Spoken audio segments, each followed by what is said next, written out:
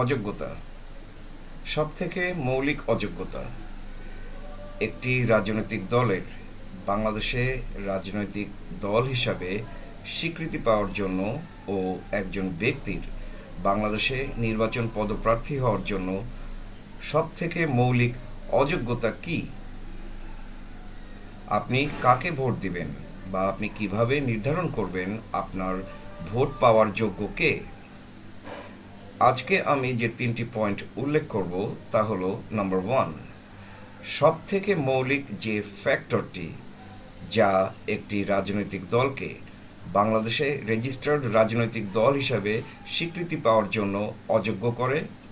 Number 2, সবথেকে মৌলিক যে ফ্যাক্টরটি একজন ব্যক্তিকে বাংলাদেশে নির্বাচন পদপ্রার্থী হওয়ার জন্য অযোগ্য করে। এবং নাম্বার 3, আপনি কাকে ভোট দিবেন বা আপনি কিভাবে নির্ধারণ করবেন আপনার ভোট পাওয়ার যোগ্যকে। এখন আসছি নাম্বার 1-এ। সবথেকে মৌলিক যে ফ্যাক্টর যেটি একটি রাজনৈতিক দলকে বাংলাদেশে রেজিস্টার্ড রাজনৈতিক দল হিসাবে স্বীকৃতি পাওয়ার জন্য অযোগ্য করে। বিশ্বের প্রতিটি দেশ একটি রাজনৈতিক দর্শন ও পদ্ধতিতে চলে, এবং কোন দেশ কোন রাজনৈতিক দর্শন ও পদ্ধতিতে চলে সেটি সেই দেশের সংবিধানে উল্লেখ থাকে। আমি যদিও বাংলাদেশের বর্তমান সংবিধানটিকে সম্পূর্ণ বাতিল করে নতুন একটি সংবিধান প্রণয়ন ও প্রতিষ্ঠার কথা বলছি, তারপরও এমনকি যদি বাংলাদেশের বর্তমান সংবিধানটির দিকেও তাকাই, এই সংবিধানটিও বলে দিয়েছে বাংলাদেশ কোন রাজনৈতিক দর্শন ও পদ্ধতিতে চলে। যদি কোনো রাজনৈতিক দলের রাজনৈতিক দর্শন এমন হয় যেটি বাংলাদেশের সংবিধানে উল্লেখিত রাজনৈতিক দর্শন ও পদ্ধতির সাথে সাংঘর্ষিক হয়, তখন সেই দলটি বাংলাদেশে রেজিস্টার্ড রাজনৈতিক দল হিসাবে স্বীকৃতি পাওয়ার যোগ্যতা রাখে না। কেন? কারণটি আমি সহজ একটি উদাহরণ দিয়ে ব্যাখ্যা করি। ধরুন, একটি দলের রাজনৈতিক দর্শন হলো কমিউনিজম, কিন্তু বাংলাদেশের সংবিধানে যে রাজনৈতিক দর্শনটি উল্লেখ করা আছে সেটি হলো ডেমোক্রেসি। এখন যে দলটির রাজনৈতিক দর্শন হলো কমিউনিজম, সেই দল যদি ক্ষমতায় আসে, তাহলে সেই দল কিন্তু বাংলাদেশের যে কোর রাজনৈতিক দর্শন এটিকে চেঞ্জ করে ফেলার চেষ্টা করবে, কারণ তাদের রাজনৈতিক দর্শন হলো কমিউনিজম, যেখানে বাংলাদেশের সংবিধানে উল্লেখিত বাংলাদেশের রাজনৈতিক দর্শন ও পদ্ধতি হলো ডেমোক্রেসি। সুতরাং কোনো দল যদি বাংলাদেশের সংবিধানে উল্লেখিত রাজনৈতিক দর্শন ও পদ্ধতির সাথে দ্বিমত হয়, বা তাদের রাজনৈতিক দর্শন যদি বাংলাদেশের সংবিধানে উল্লেখিত রাজনৈতিক দর্শন ও পদ্ধতির সাথে সাংঘর্ষিক হয়, তাহলে সেই দল বাংলাদেশে একটি রেজিস্টার্ড রাজনৈতিক দল হিসেবে স্বীকৃতি পাওয়ার যোগ্যতা রাখে না। এবার আসছি নাম্বার 2-তে। সবথেকে মৌলিক যে ফ্যাক্টরটি একজন ব্যক্তিকে বাংলাদেশে নির্বাচন পদপ্রার্থী হওয়ার জন্য অযোগ্য করে, এবং এই ফ্যাক্টরটি হলো নাগরিকত্ব। অবশ্যই প্রতিটি ব্যক্তি যে বাংলাদেশে নির্বাচন পদপ্রার্থী হতে চায় তার জন্মসূত্রে বাংলাদেশের নাগরিক হতে হবে, কিন্তু জন্মসূত্রে বাংলাদেশের নাগরিক হলেই হবে না, আরও দেখতে হবে যে সেই ব্যক্তির অন্য কোনো দেশের নাগরিকত্ব ছিল বা আছে কিনা। যদি একজন ব্যক্তি জন্মসূত্রে বাংলাদেশের নাগরিক হওয়ার পাশাপাশি অন্য কোনো দেশের নাগরিক ছিল বা আছে, তাহলে সে বাংলাদেশে নির্বাচন পদপ্রার্থী হওয়ার জন্য অযোগ্য। কেন? কারণ বিশ্বের প্রতিটি দেশের নাগরিকত্ব দেওয়ার শর্ত হলো, যে ব্যক্তি ওই দেশের নাগরিকত্ব চান ওই ব্যক্তিকে শপথ নিয়ে অঙ্গীকারবদ্ধ হতে হবে ওই দেশের সংবিধান এবং রাজনৈতিক দর্শন ফলো এবং পালন করার জন্যে। সুতরাং যখন এক ব্যক্তি জন্মসূত্রে বাংলাদেশের নাগরিক হওয়ার পাশাপাশি অন্য একটি দেশেরও নাগরিক, তখন সেই ব্যক্তি কিন্তু ওই দেশেরও সংবিধান এবং রাজনৈতিক দর্শন পালন করার জন্য শপথ নিয়ে অঙ্গীকারবদ্ধ।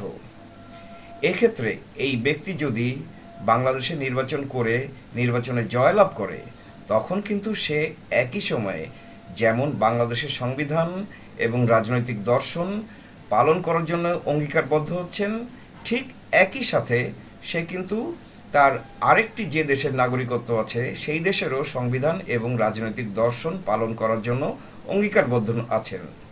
এক্ষেত্রে যদি সেই দেশের সংবিধান এবং রাজনৈতিক দর্শনের সাথে বাংলাদেশের সংবিধান এবং রাজনৈতিক দর্শনের কোনো সংঘর্ষ হয়, তাহলে কিন্তু এই ব্যক্তিকে আমরা বলতে পারবো না যে সম্পূর্ণ ফেইথফুলি সে বাংলাদেশের সংবিধান এবং রাজনৈতিক দর্শন পালন করবে এবং ওই দেশের সংবিধান এবং রাজনৈতিক দর্শন পালন করার প্রায়োরিটিকে নিচে নামিয়ে আনবে।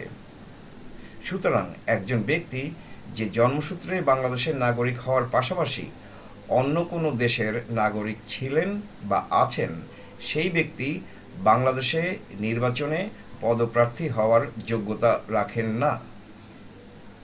লাস্টলি, নাম্বার 3, আপনি কাকে ভোট দিবেন বা আপনি কিভাবে নির্ধারণ করবেন কে আপনার ভোট পাওয়ার যোগ্য। আমি শিওর আমরা সবাই এক কথায় উত্তর দেব, আমি তাকেই ভোট দেব যে দেশের জন্য এবং জনগণের জন্য কাজ করবে। কিন্তু প্রশ্ন হলো, আমরা কিভাবে নির্ধারণ করব কোন প্রার্থী দেশের জন্য এবং জনগণের জন্য কাজ করবে বা অ্যাটলিস্ট দেশের জন্য এবং জনগণের জন্য তার কাজ করার ইচ্ছা আছে। এইটা ডিটারমিন করতে হলে আমাদের দেখতে হবে তাদের নির্বাচন ক্যাম্পেইন। তারা যখন তাদের নির্বাচন ক্যাম্পেইনের সময় অন্য ক্যান্ডিডেটদেরকে গালাগালি করে, অমুকে অমুক খারাপ কাজ করছে, এই করছে ওই করছে, এই সমস্ত কাজে তাদের নির্বাচন ক্যাম্পেইন ব্যস্ত রাখে, এই সমস্ত কথাবার্তায় তাদের নির্বাচন ক্যাম্পেইন ব্যস্ত রাখে, এবং যখন তারা এই সমস্ত কাদা ছোড়াছুড়ি করে, এই ব্যক্তিরা ভোট পাওয়ার যোগ্য না। আমরা যখন নির্ধারণ করতে চেষ্টা করব যে কে দেশের জন্য এবং জনগণের জন্য কাজ করবে, তখন আমাদের দেখতে হবে সে তার নির্বাচন ক্যাম্পেইনের আগে তার একটা R&D টিম করে দেশের কি কি সমস্যা সেসব বিষয়ে রিসার্চ করেছে কিনা, এবং সে রিসার্চ করে সেগুলো তার নির্বাচন ক্যাম্পেইনের সময় জনগণকে বলবে যে আমি আমার R&D টিম দিয়ে এগুলো রিসার্চ করে দেখলাম বাংলাদেশে এই এই এই এই সমস্যা আছে, এবং সে যুক্তি দিয়ে ব্যাখ্যা করবে যে যেগুলোকে আমি সমস্যা বলছি সেগুলো যুক্তিসঙ্গতভাবে আসলেই সমস্যা।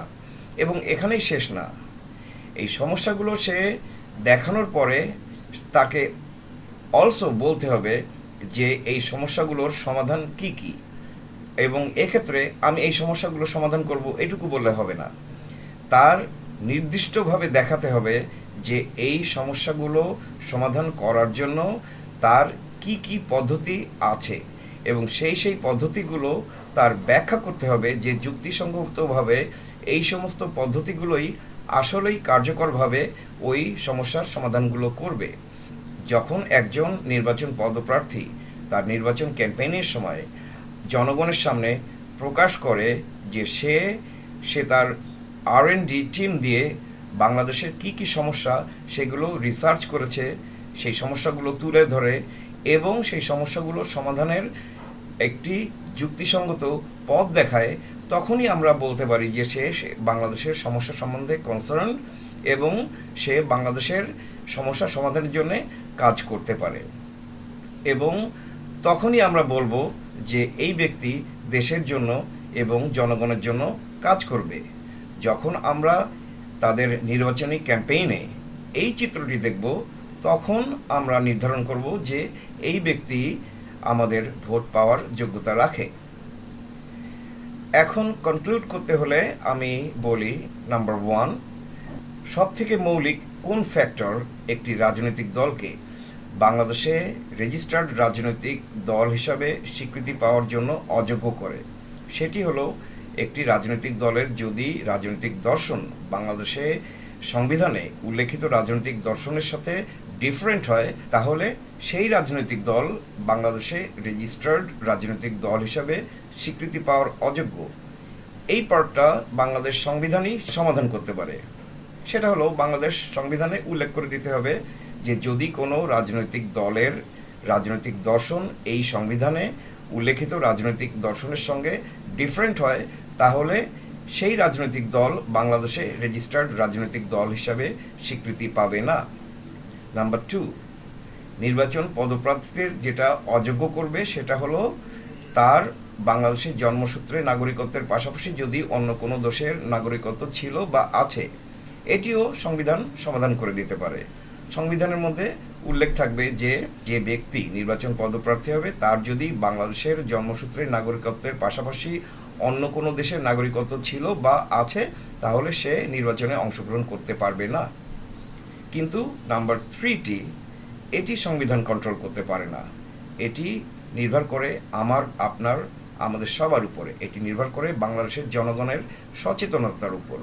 আমাদের দেখতে হবে কোন প্রার্থী বাংলাদেশের সমস্যার বিষয়ে রিসার্চ করেছে এবং রিসার্চ করে সমস্যাগুলো যুক্তিসঙ্গতভাবে তুলে ধরেছে এবং সেই সমস্যাগুলো সে কিভাবে সমাধান করবে সেগুলোরও যে পথ সে নির্ধারণ করেছে সেগুলো সে যুক্তি দিয়ে ব্যাখ্যা করেছে।